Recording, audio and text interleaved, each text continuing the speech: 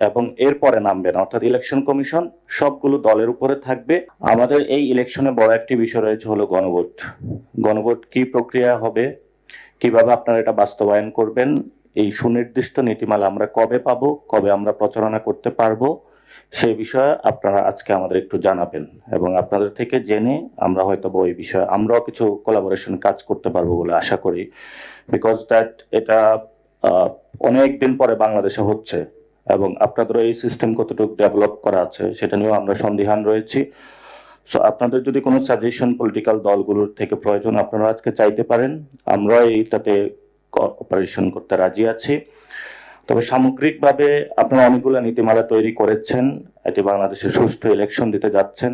জাতীয় নাগরিক পার্টির পক্ষ থেকে আমরা 100% কোঅপারেশন থাকবে এবং আমরা চাই যাতে অন্যান্য আমাদের যারা সহযোদ্ধা বৃন্দ রয়েছেন তারাও যদি এই ইলেকশনটাতে একটা কোঅপারেশন মোডে আসে, হয়তোবা আমরা একটা সুষ্ঠু ইলেকশনের দিকে যেতে পারবো।